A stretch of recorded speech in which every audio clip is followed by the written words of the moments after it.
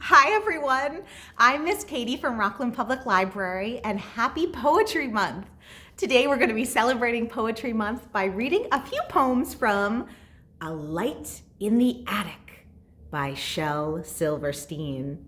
Now, I bet some of you know all about Shel Silverstein, but for those of you that don't, he is big into silly poems and poems that have a twist at the end.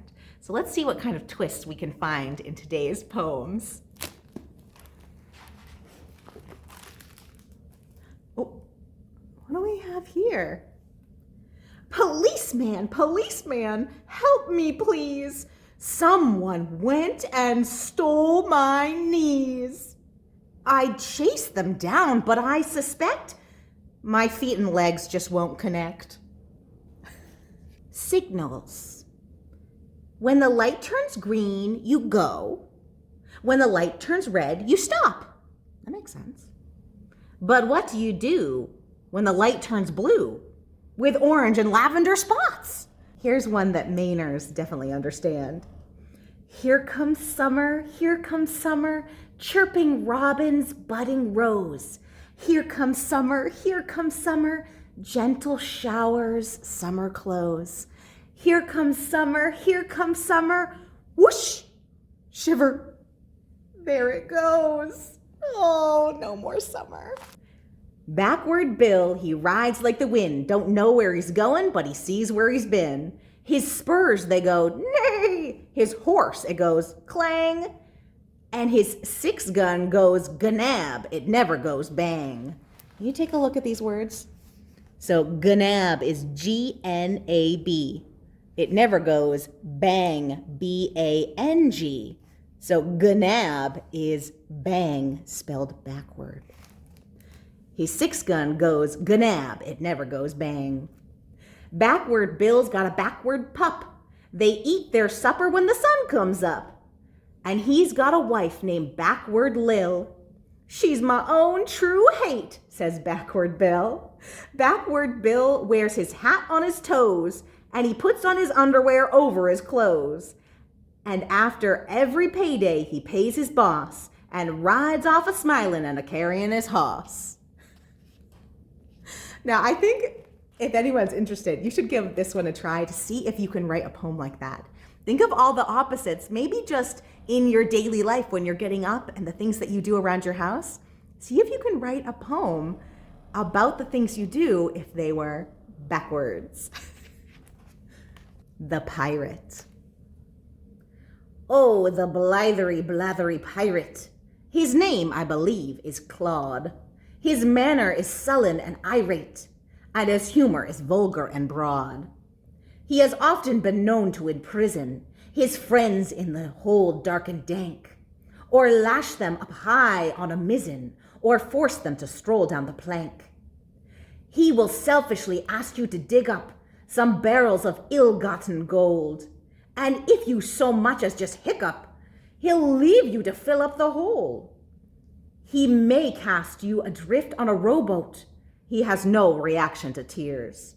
Or put you ashore with no boat on an island and leave you for years. He's rotten, a wretch and a sinner. He's foul as a fellow can be. But if you invite him to dinner, oh, please let him sit beside me. Would you want to sit by this guy? I don't know. Homework machine.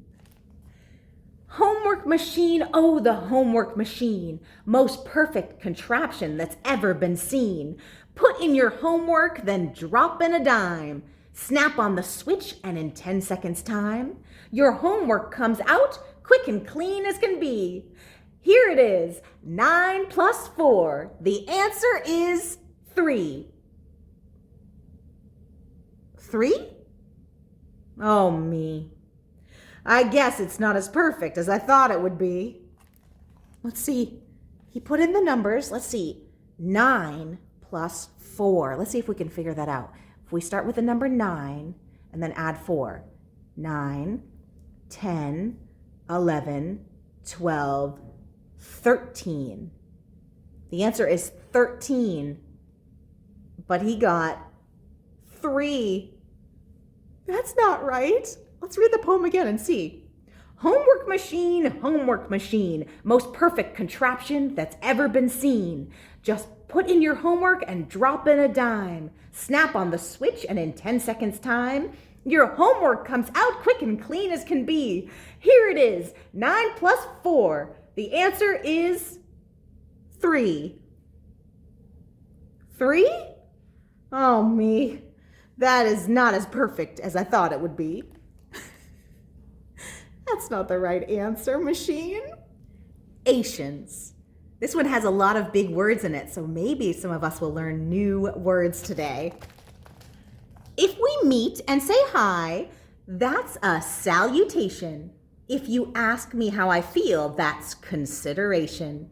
If we stop and talk a while, that's a conversation. And if we understand each other, that's communication. If we argue, scream, and fight, that's an altercation. If we later apologize, that's reconciliation. If we help each other home, that's cooperation. And all these Ations added up make civilization. And if I say this is a wonderful poem, is that an exaggeration? What do you think? Do you recognize any of those words? I think a fun one for us to take home with us today might be salutation. Can you say that word? Salutation. So saying hi, saying hello to people is a salutation. Can you say that? Salutation. It's a great word. Anteater. A genuine anteater, the pet man told my dad. It turns out it's an aunt-eater, and now my uncle's mad.